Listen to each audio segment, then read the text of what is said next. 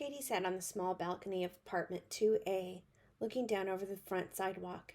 There was no yard except for a narrow strip of grass between the parking lot and the street. Nowhere to play. Her mother had been concerned about that, for though there was a park 2 blocks away, she did not want Katie to go there alone.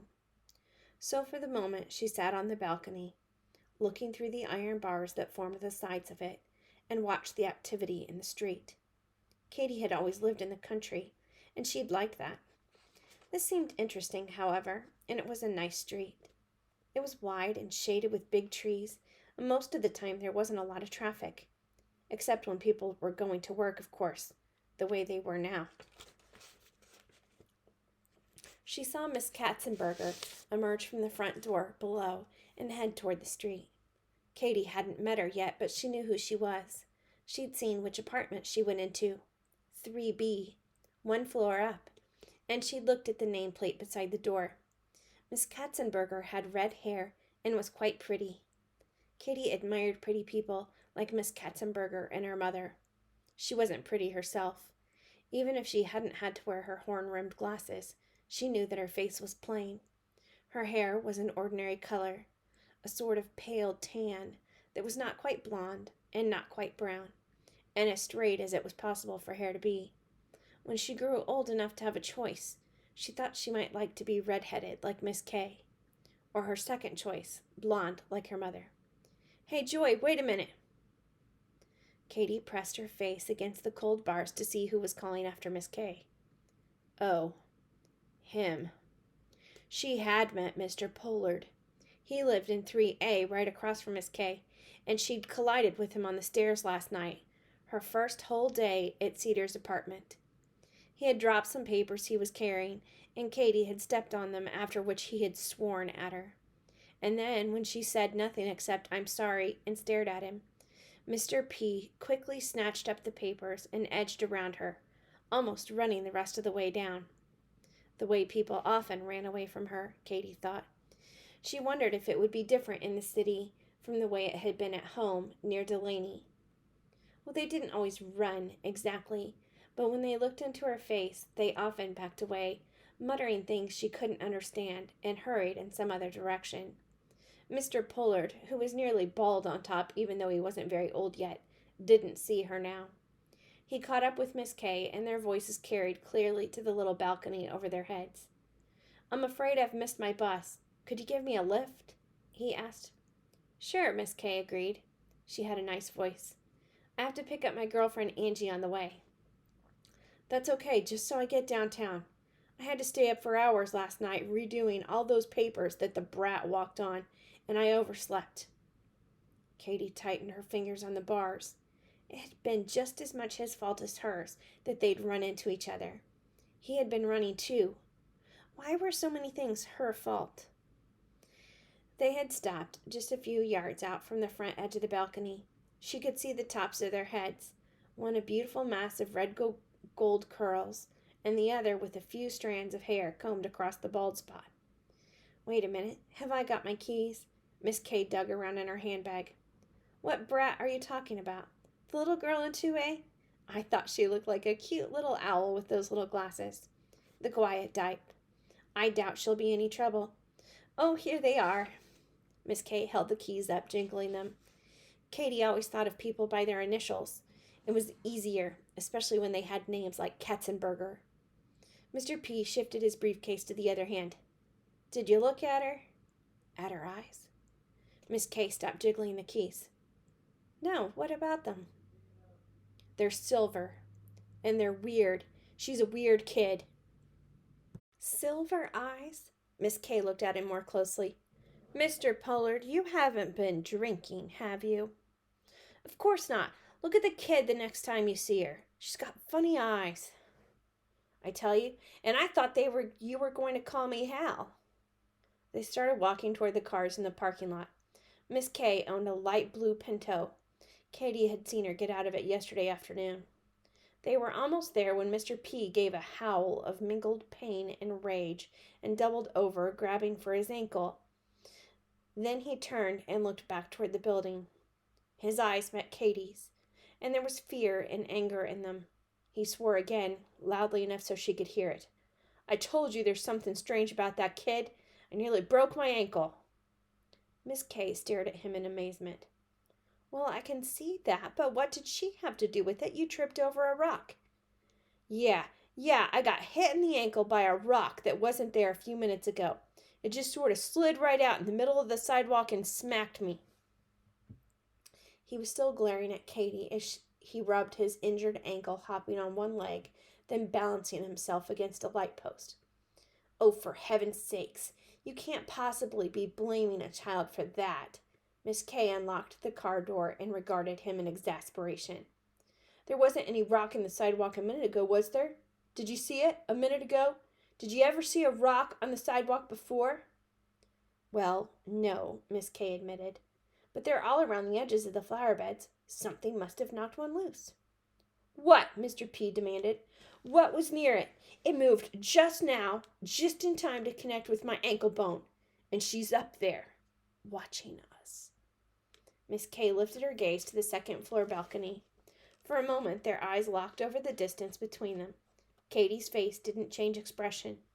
She could see Miss Kay thinking it over, and then she said, "She's only a cute little girl."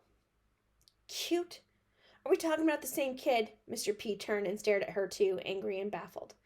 "I don't know how she does it, but there's something about her." "Well, if you want to ride with me, come on," Miss Kay said, and they got into the Pinto and drove away.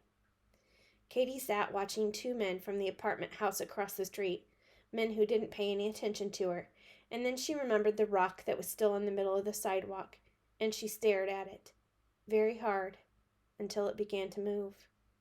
It slid slowly at first, and then, as Katy's power built up with increased effort, it spurted off the rest of the way and lodged somewhat crookedly in the edge of the flower bed. Katy had known, long before she learned that by thinking about moving things, she could actually move them, that she was different from other kids. She knew it partly because the adults around her said so. She had lived with her mother and father until she was nearly 4, and she remembered that, though they had both been kind and affectionate, they had sometimes been puzzled by her behavior. "She never cries," Monica Welker had said on more than one occasion when Katy was listening. "I didn't want a fussy baby, but even when she was only an infant, she never cried. At first I was terrified that there was something wrong with her. Mentally, I mean. It wasn't long before we could almost see that that wasn't so, and then she went almost too far the other way. I mean, Katy's so bright that sometimes she frightens me." Katy, considering that, thought Monica rather confused. First, she was afraid that her baby was disabled, and then she was equally afraid because she was intelligent. She had, when she was little, called her parents Mama and Daddy, but now Monica didn't seem like her mother at all. Her parents had gotten a divorce when she was 3, almost 4 years old, and her mother had gone to work and couldn't keep her. So she'd gone to live with Daddy and Grandma Welker. But then Daddy had gone away to work somewhere else, and she had lived with just Grandma. And Grandma, too, thought that she was peculiar. While she lived with Grandma, Monica had come to see her sometimes, but it was clear that Katy made her nervous. Of course, part of that, Katy realized, was her own fault. When she knew that some of the things she did were things no other kid she'd ever met could do, maybe she should have stopped doing them. At least where other people could know about them anyway. But it was like having an itch and not scratching it. When she wanted to move something, the compulsion was too strong to resist. Usually she'd already done it by the time she thought about the consequences. Like the time her grandma had hurt her leg and was muttering about not wanting to leave her Social Security check in the mailbox for fear those nasty Johnson boys would steal it on their way home from school. They often went along peeking into everyone's boxes to see what was there, and more than once they'd scattered mail in the ditches beside the road. "I don't think I can walk that far," Grandma Welker had said, rubbing at the knee she'd twisted when she slipped on the cellar steps. "I could go get the check," Katy offered. No, I don't want you to go out there alone in this bad weather. You know what happened the last time." The last time a man had stopped and asked her if she wanted a ride.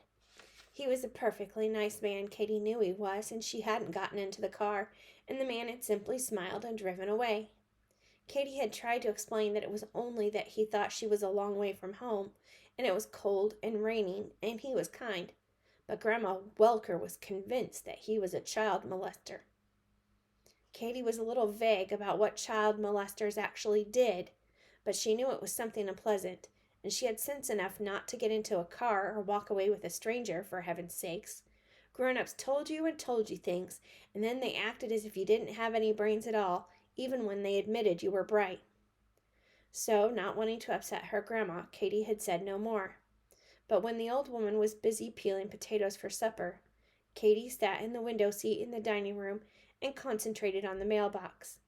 The door of it stuck, and for a few minutes she didn't think it was going to come open. But then it did, and she lifted the tan envelope that the government check always came in, wafted it noiselessly through the air, opened the door, brought it in, and deposited it on the dining room table. Grandma Welker found it when she came in to set the table. She let out sort of a yelp, like old Dusty when somebody rocked on his tail, and she almost dropped the plate she was carrying. "Where did that come from?" she demanded. Katy turned from the window seat, pulling her short skirt down over her knees to cover the scabs. "What?" she said innocently. "My check, my Social Security check." Katy simply stared at her blankly. "Did the mailman bring it up to the house?" He must have, Katy decided, seeing an easy way out. Only her grandma couldn't leave it at that. "Did he give it to you? Did he knock on the door?"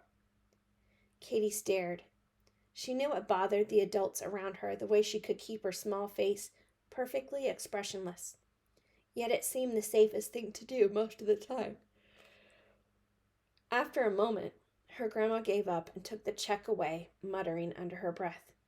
Maybe, Katy thought, it would have been better to risk having the Johnson boys steal it than to have saved her grandma the walk to the mailbox.